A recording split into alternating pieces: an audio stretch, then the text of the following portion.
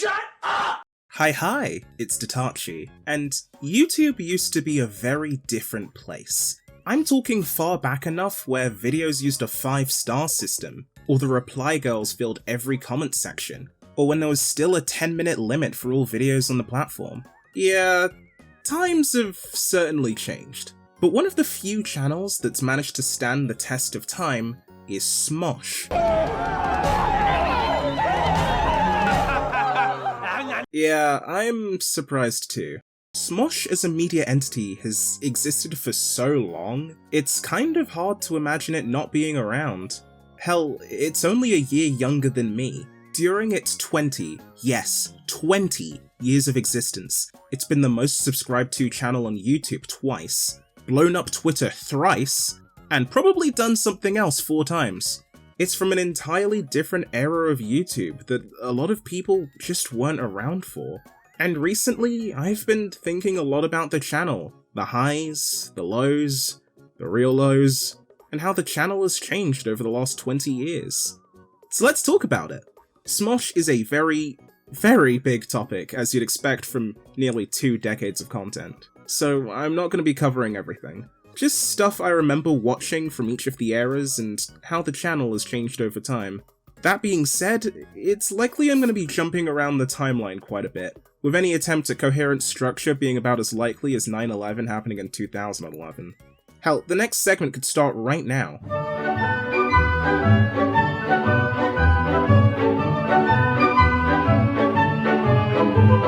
Alright, let's get the basics out of the way. Smosh was created in 2005 by Anthony Padilla and Ian Hecox. Like most unemployed high school graduates, they decided the best use of their time was to become YouTubers.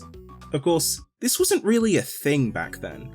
The YouTube Partner Program didn't even start till 2007. For the most part, these two were bored teenagers who wanted to make silly videos to pass the time. In the early days, they did a lot of lip-sync videos for different songs. Though, I think the most iconic of their early stuff is Ian and Anthony singing the Pokemon theme song.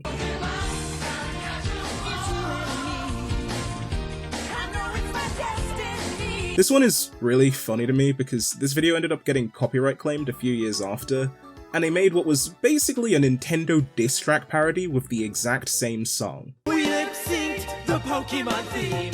We thought it was alright. But randomly, some dick removed it, claiming copyright. As we all know, Nintendo is exceedingly chill about their copyright. I'm sure this felt like sticking it to the man back in like 2006, but now this feels like way more par for the course. Eventually, the channel ended up shifting towards comedy content, starting with little shorts, but soon developing to full-on sketches, which is probably what most of you know the channel for. Back here, Voldemort! Ow! Oh, my English tea bags! Life pro tip, you can tell when it's a classic era Smosh video when the thumbnail either has boobs in it, or the video quality is so blurry you can count each individual pixel. I remember watching a lot of the skits from the 2011 to 2014-ish period, like the video games and real life stuff, which I fucking loved at the time. Nowadays, I wouldn't say the concept is super original.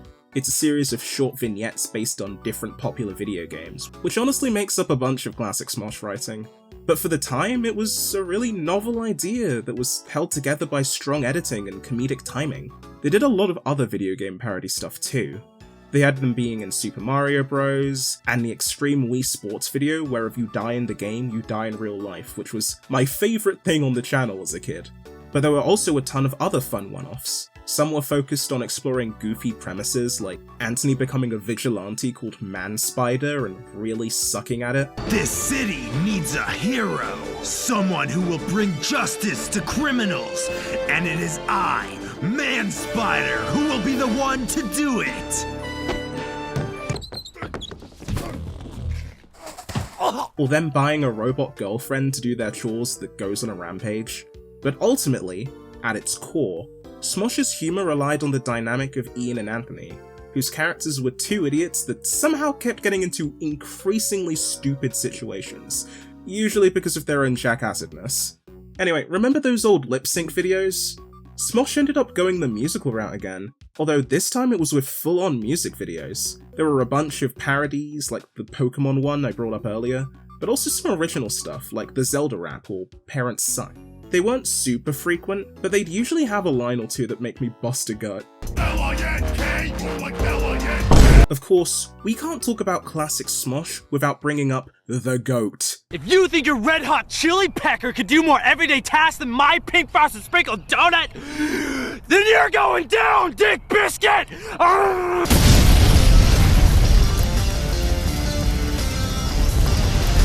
Food Battle is probably the most distinct iconography from the classic era of the channel. These were yearly events dating back to 2006, where Anthony and Ian would challenge each other to figure out whose favourite food could do more everyday tasks. This uses the same clip show format a lot of their older content followed, with each scene having the two decide on a new task to do, before we're shown how well, or usually terribly, their attempt goes. One of my favourite jokes they did with this concept was when Ian died during one of the vignettes, and in the setup for the next one, he's just laying dead on the table with Anthony totally oblivious. Without context, I imagine this sounds a little repetitive, but trust me when I say this formula escalates quickly. Over the course of the series, we go from using food as plungers or pens into flamethrowers and make-out partners, and as a result, the videos just get increasingly chaotic. Come on, Chili Pepper, please teleport me next to a hot girl, and not somewhere crappy like a minefield or something.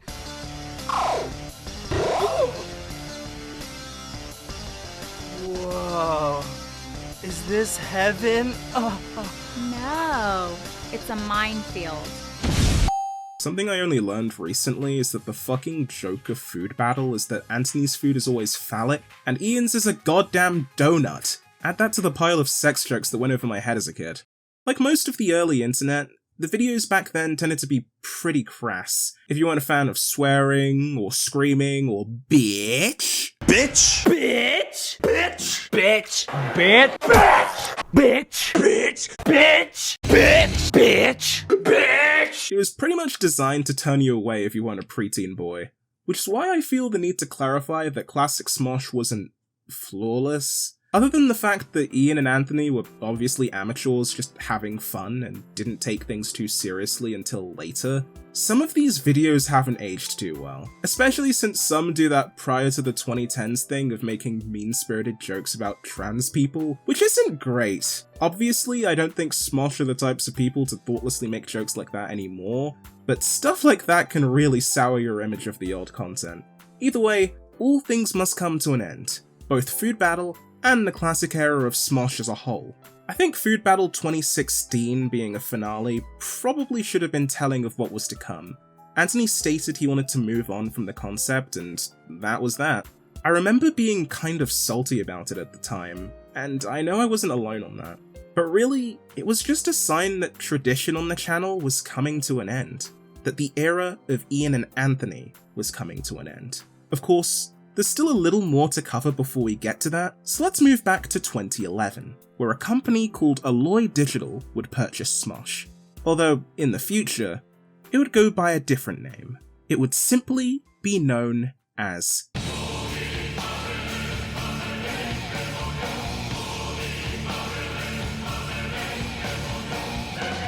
In Smosh history, Defy Media might as well be the devil incarnate. They were a Faustian bargain that seemed pretty good at the time, but ultimately, their influence altered the channel's DNA, changing the entire feel. Defy's sway on the channel started small, giving Ian and Anthony more of a budget to do crazier stuff in their videos. They were also responsible for the management of the side channels, some of the mobile games, and the creation of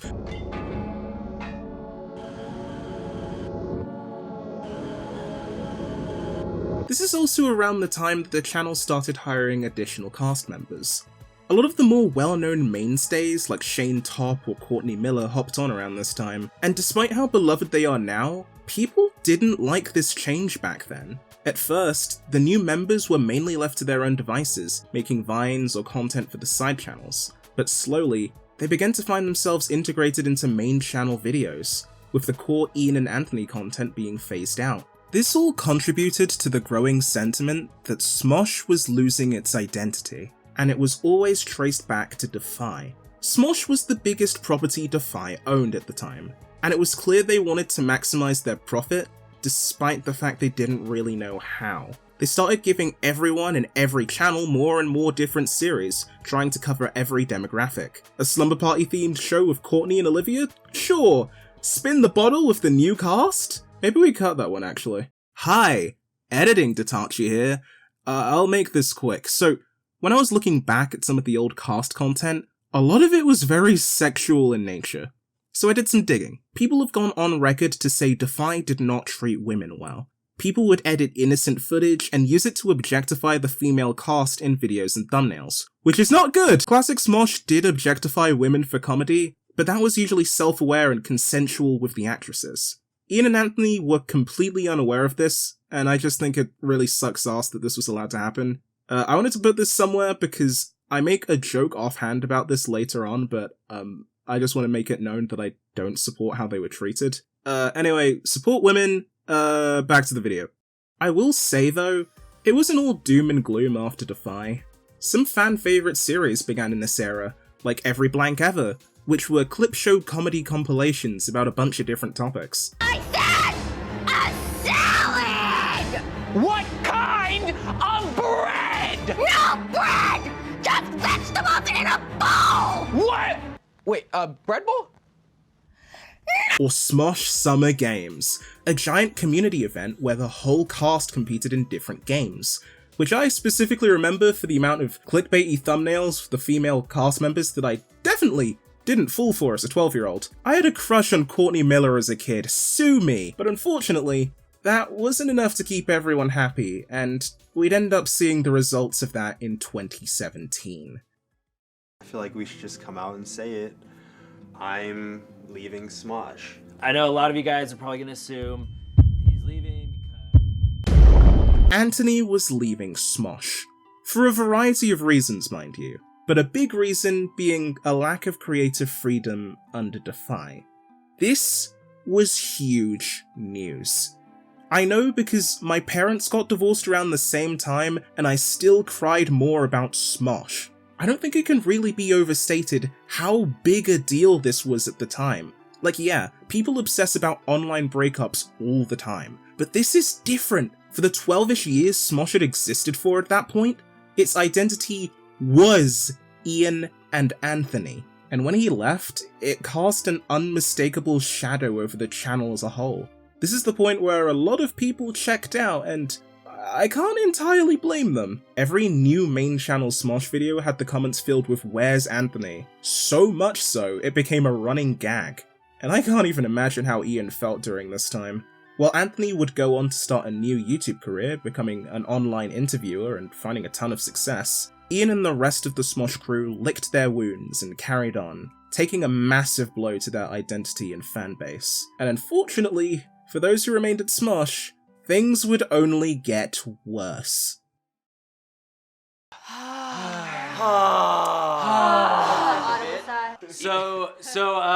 So our parent company went out of business. Smosh is homeless. Super homeless. Yeah. So Defy shut down, and they did it in the worst way possible too. The shutdown occurred without warning, and tons of people were laid off. Notably, the entire Smosh production team. If people hadn't been able to get in contact with Defy employees, they could have lost access to the channels entirely. Just a complete fucking disaster that set everyone involved back and placed their job security on the line. Large companies screwing over their smaller brands like this is so common now, and it feels like every day there's a new horror story of people losing their jobs or passion projects due to poor management or greed. And unfortunately, it's a practice that doesn't seem to be going away anytime soon. During this time, Ian and what was essentially a skeleton crew started filming videos out of his house, although with a much slower upload schedule. This went on for a couple months until they were able to get purchased by Mythical Entertainment, but while they were in that funding limbo, one of the poster childs for modern day Smosh would take center stage.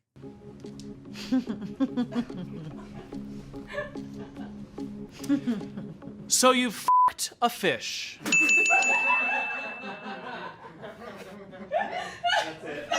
Cheap to produce, fun for the cast, and generally really well received by viewers. These were little hot seat comedy improv videos that have been going on for a long time now. I remember when these videos started circling the rounds on Twitter, with people saying that Smosh was really coming into their own. This is where I feel like things started to turn around, and what I'd like to call...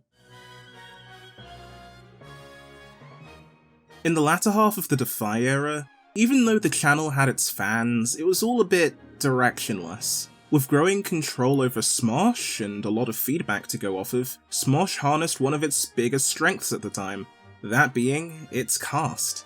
People love Courtney and Shane and additions like Angela or Amanda or Arasha. Why do they all start with A's? Or members of the crew who started appearing in videos, like Spencer or Tommy or Damien. It's like how every Pokemon is someone's favourite. The same way someone would go to war for Diglett, there is a closeted teenager who would kill thousands for Angela. Of course, this change came gradually. For a while, they did these skits that took place in the Smosh office. Some of them are pretty funny, like the OnlyFans one where Shane starts an OnlyFans, but the only subs he has are people in his office, and he just keeps posting progressively worse stuff. Hey, I heard you thumbs down one of my YouTube videos. That's super disappointing. Let me show you where else you can put your thumbs down. But overall, it kind of felt like they were trying to be college humor. Remember when college humor made skits? That was nice. Anyway, the only reason college humor worked was because it didn't. That's why it's dead. While main channel uploads limped on with scripted content, the personality-centered improv stuff would take center stage. By the time we reached 2021, with the Interviewing Exes series, funeral roasts, and reunion stuff, even the main channel had swapped over to improv content, and had built up a very different audience. Smosh was thriving, and had finally managed to get their mojo back after all this stuff with Defy and the loss of Anthony. Wait, what do you mean he's back? Today, Anthony and I can say, officially, that we Own Smosh. Yeah. This shit's baby. ours. 7 years later, and not only was Anthony back, but the pair had finally bought back Smosh, making it an independent company. And thus started the Anthony Circuit, where for like a month or two after his return, they got him onto every single series Smosh had going on at the time. This also included the main channel doing classic skits again, which was a really fun throwback. A lot of the skits were remakes or sequels to highlights from the classic era. Hell, they even brought Food Battle back, and it hadn't missed a beat. Because a lot of time had passed since the classic era was in its peak, I feel like it was all a lot more self-aware, and wasn't afraid to make fun of some of the jokes that hadn't aged so well. Also, a funny side effect of this return to classic content was that it really revealed how the current audience viewed Smosh. As in, a lot of people didn't know who Anthony was, like, at all. Or at least didn't know he was involved with Smosh in the past, which really surprised me. In my head, Smosh is still just these two, but they're far from the most prominent figures on the channel anymore. That might be part of the reason they ended up giving up on the bi-weekly skits after a couple of months. Well, that, and the fact that sketch comedy is really hard to make profitable on YouTube anymore. They spent some time experimenting with recreating SNL? Okay. I know Bit City has its fans, but I'm not really one of them. The whole thing is way too loose for me. But with that, we're basically up to date with the current state of Smosh, and suffice to say, things have changed a lot. I really enjoyed going back through the Smosh catalogue. It's a great way to see the channel's evolution, as well as the change of internet culture and especially YouTube as a whole. A lot of the content they're doing now could only really exist in the current social media ecosystem. The videos themselves have incredible production quality and come out at a very frequent pace, and they're also mainly built off the personalities of the main cast, whether they're doing improv or gaming. But it's also clippable, and essentially self-promotes, sort of like Dropout's current marketing strategy. Once you're a fan of the cast members, you're a fan of anything they're in. It gives Smosh room to experiment and try new things. It's how Shane's Reddit Stories series has become one of the most successful across all the channels, despite basically just being those text-to-speech Reddit videos from like 10 years ago. People love hearing the individual cast members' thoughts on different stories. Or the Dread series, which has the cast playing Dread, a horror tabletop RPG where instead of rolling dice, you pull blocks from a Jenga tower, and if the tower collapses, your character dies. These are essentially just fun horror short stories with the cast, while also being accessible to people who don't play games like D&D. This series was a treat for me especially since I played Dread in my first year of university, and it was nice to see a non-D&D RPG get some love. I will say though, as much as I love the current content, it has made me mourn sketch comedy on YouTube. This is a topic that has been discussed at length. Hell, Tom Scar has a really good video on it, so I won't go into too much detail, but it is generally not profitable to do short skits anymore. It's part of the reason why Smosh and college humor shifted to more easily produced content in the form of improv. I don't have much hope that there'll be any classic style Smosh content ever again, especially since it seems like Anthony is avoiding appearing on camera these days. Which is fair. If he's more comfortable in a managerial position, then good for him. But if you're looking for something similar, stuff like Crack-A-Milk and Wizards with Guns really scratch that itch for me. And if you like the sort of absurdist comedy with really tight writing of classic Smosh, I'm sure you'll like this. Anyway, let's wrap this up. There's something comforting about Smosh still being around all these years later. Yeah, it's changed a ton, from the content they make to the target audience. Like, seriously, I think the average modern Smosh fan would turn to dust if they watched a classic Smosh video. But with the internet being so unstable, so fleeting, it's nice to see a channel withstand the test of time, especially with one that manages to remain in the public eye. Whether it's the shortly marriage announcement, or their live shows, or collabs, or their passionate fan base, Smosh's influence is here to stay, even if it has changed. And I'm sure change on that scale will happen again. The channel will adapt, the cast will change, but I think they'll be ready for it. There's a willingness to embrace the future, and I think that's what I love about Smosh. It's a great example of something both growing up with its audience and adapting to the times, knowing exactly what it needs to be. I'm looking forward to seeing what's next. What new ideas come to light, new members join the crew, and everything else that comes after. And whatever happens, I'm glad I got to grow up with Smosh. I'll see you guys in the next one.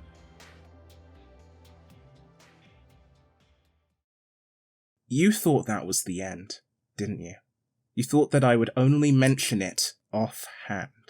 Well, next time on Datache, we descend into hell.